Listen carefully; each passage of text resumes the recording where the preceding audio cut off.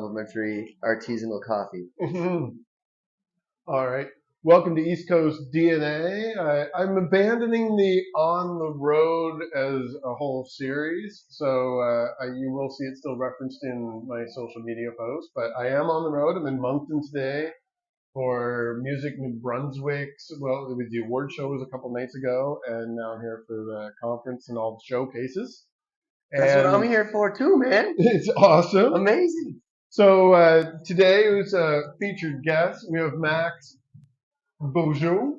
Bujold. Yeah, man, it's not an easy name to pronounce. I'm gonna say like new show Bujold. Bujold. For my English people out there that also don't know French, we're a little ignorant. But I was talking to Carlton Stone at the East Coast Music Awards last year. I introduced myself, gave him one of my cards, and he tried to pronounce it. And he's like, Bujold?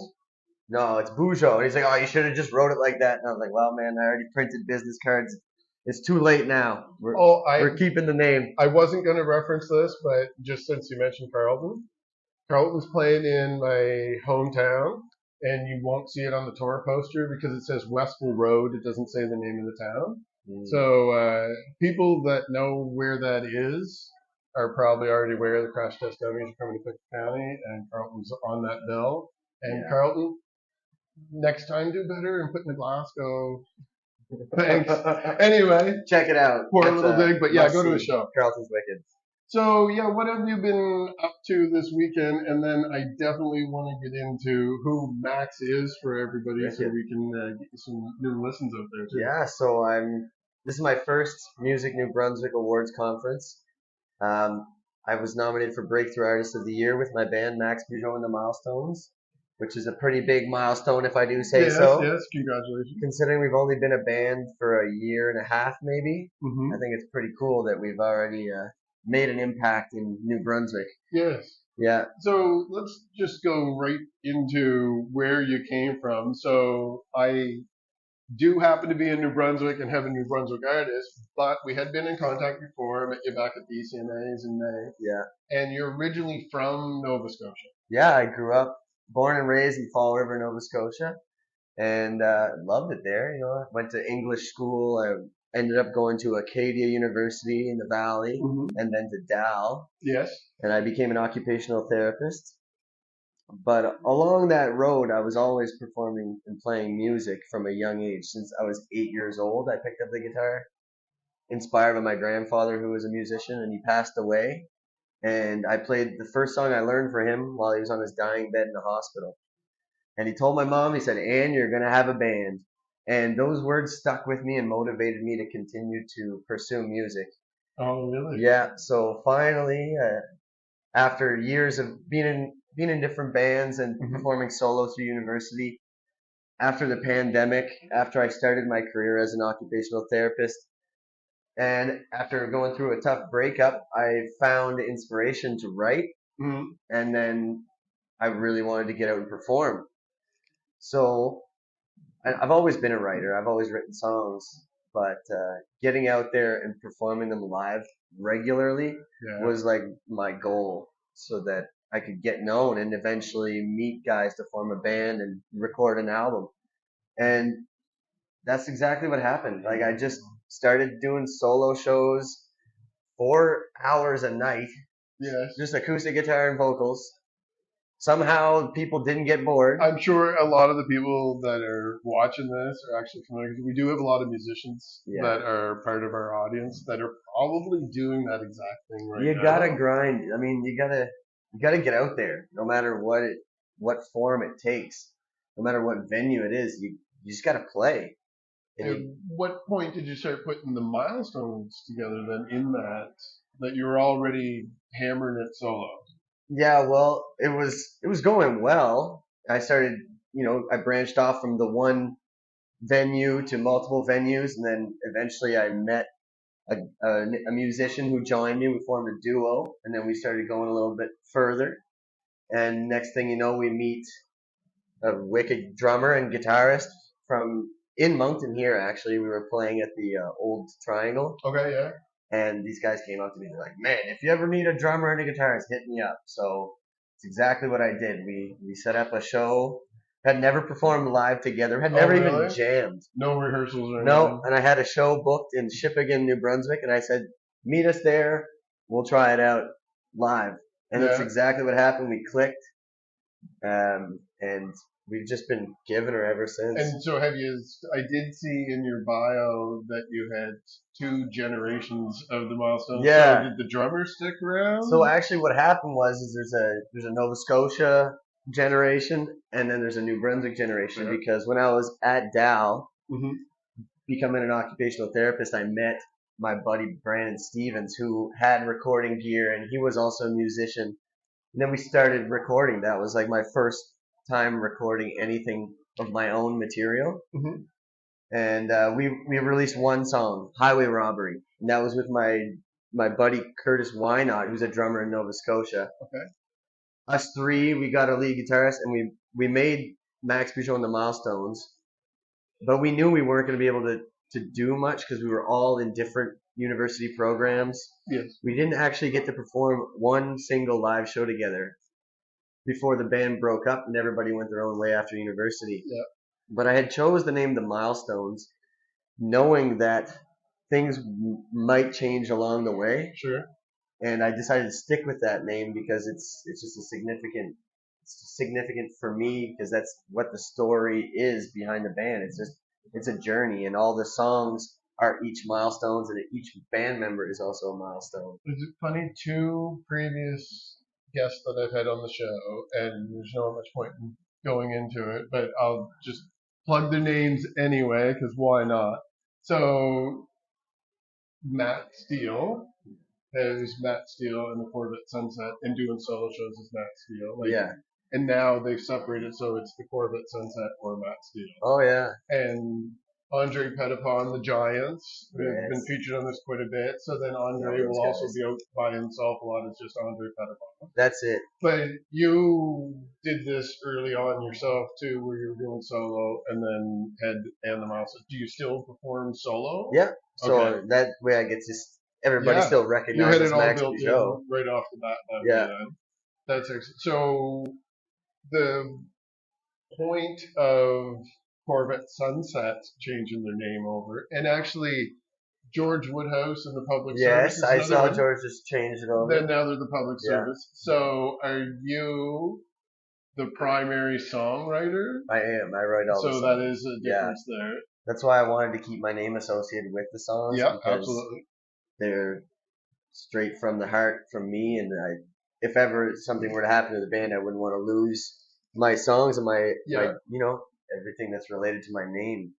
But it's a good thing to have both because then you have 2 different products to market and you have differences. It's for most people that are just watching this because they generally like music. It's easy for them to know when they see a bill what kind of experience they're going into. Yeah. For the music nerds and the other musicians, I'm sure they're a little bit more interested in the whys and hows and everything too. Yeah.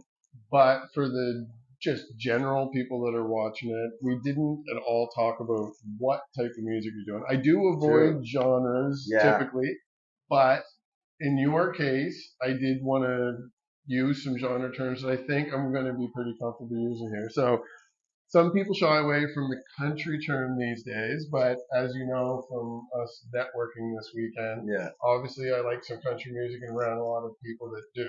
Yeah. So I do feature some country music on this, and there's a lot of good East Coast country music. Like I tell people I don't listen to country music, but I listen to good country music. Everybody's down for a good country song. Absolutely. But there's a lot that are, I get where people are coming from, and I honestly, when people put me in that silo, I don't like that because I have so much rock going on. Also, that is one thing that I noticed with, and I'm going to generalize in my limited exposure to New Brunswick bands, that there does seem to be a rockier side to the country that I'm hearing coming out of New Brunswick versus Nova Scotia having a folkier side to it, which is nothing wrong with either, and I love all flavors. There's always going to be examples that are going to go against what I'm saying, but just in general.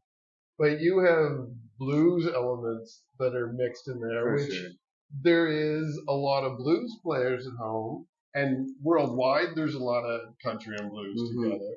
But there's not a ton of people in our region doing it. I could name a few examples, but you're now also experimenting with a little bit of like the hip hop culture and some rap. Yeah, man. So, like, I don't like to put myself in like a genre silo. It's always fluid, and I have songs that are more folky too. yeah, Everything started with just me and my acoustic guitar, right? So it's sort of country folk from origin, but I always had that full rock band, full show vision for my music. yeah. And that's why I was so happy to meet my bandmates who are also my good buddies, because now we're finally putting out a product that is really Just solid. solid and heavy, but also then we twang it up a little bit and then we bring it back to the blues, and we even do some hip hop covers where I'll drop the guitar and start rapping at the end of a show. Somebody, and I'm not going to say who because I want them to actually do it. If I say it, I might spoil it. But somebody did mention to me that they wanted to do a show that was all rap covers, and they're not a rap artist. That'd be cool. And I've seen them do the same thing. Yeah. And I know that there's a couple more of you out there. So you guys, the person I'm talking about, reach out to this guy. Hit me up, whoever you are. And then we'll sit together and we'll come up with a list of names. I think that it'd be really easy to put together. I'm sure we could have some fun. But so far, my songs that are out, they are more country rock for the Max Bujold and the Milestones product. Yeah. But I'm working on a 6-song EP that will feature the songs that I've released this year, as well as a few different ones. And the way I designed this EP is sort of like as a taster platter for almost everything that me and the band are able to do. Yeah. Yeah. And back in the day, and I mean, you might be too young for the back in the day to even apply in this case, but bands, when they wanted to get gigs, would make up their whole demo cassette or a CD and put it with an actual, like what today is an EPK, you would have like a one sheet and you would put that in, but that's exactly what you would make that day to shop around. So for today's digital market especially, that's a real cool thing to have out there so people can get full exposure to everything you have. For sure. Is there a physical media component to any of your catalog out there? Yeah, I've done music videos for every one of the singles that I put out this year. Yeah. So it started off January, we put out a song called Love Renegade. And we did a music video. That was my first music video ever. Don't judge me, people. It's my first music video, okay? I've been watching them. The song, the song was like the perfect kind of debut to the project, and it got us on to the East Coast top 30. Yes. We were on there for 6 weeks, and I think we peaked at number 9. And I haven't really put out any of the other 2 songs to them, but I'm definitely trying to get people to go check out our latest video because it's my favorite so far and it's hilarious. It's called Heart Thief and it's available now. And the song is definitely the heaviest rock. Yeah, I was checking it out. Rockish tune. Yeah. There's definitely the country vibes with the blues riffing, but the rock feel, that's where it's at. Have you ever had a chance to go over to the Cavendish Beach Music Festival? I've been there, yeah. Have you performed? No, but I'd love to get in, for sure.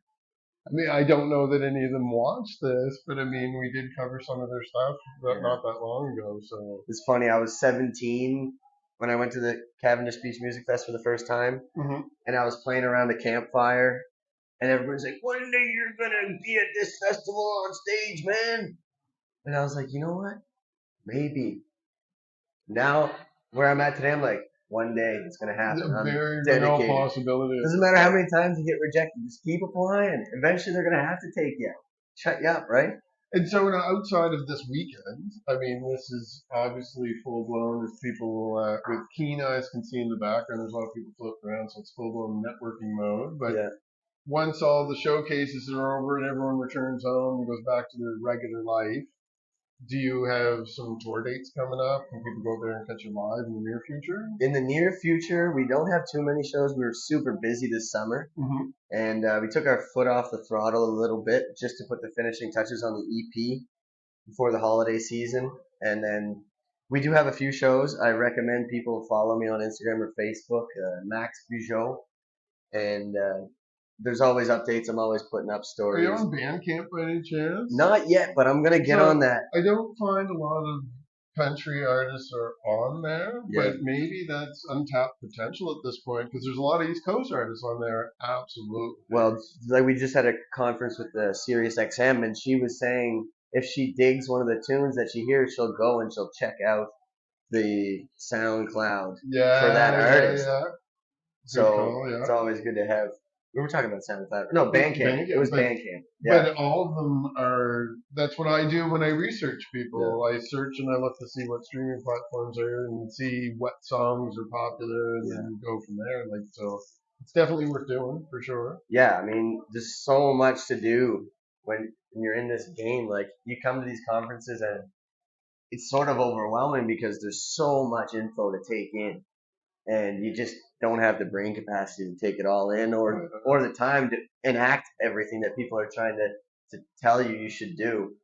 But that's why there's one every year. Right? Yeah. You come back every year, you're going to meet a few new people. You're going to be a little bit further ahead. You know, it's a long game. And anybody else that's been on this show would probably attest to the fact that now that I know you, I'm going to be bugging you to see if you're coming over for ECMA's next round. Definitely.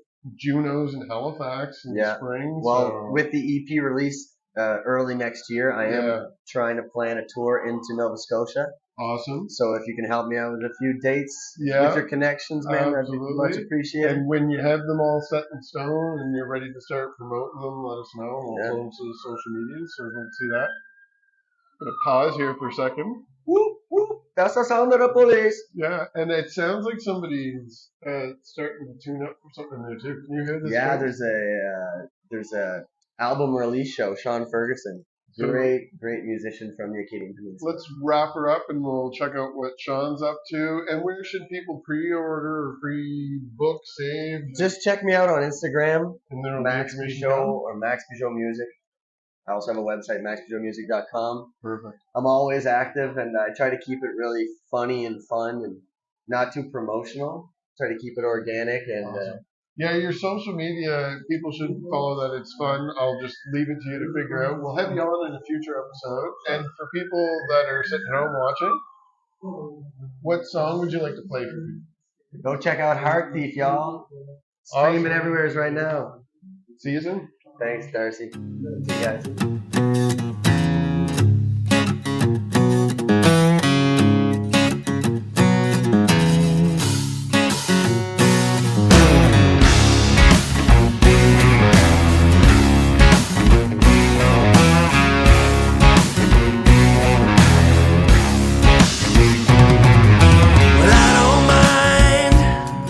If you get my name wrong, when the morning starts breaking, you'll be singing along. 'Cause I know how to rock you, and I know how to roll with the punches you're throwing when you're taking control. They call me the heart thief, I don't miss a beat with the tunes you're playing. All my heartstrings, you don't make them sing like a ring of fire, like a ramming man who only gives a damn about pure desire. Let's feed the fire, take a stand.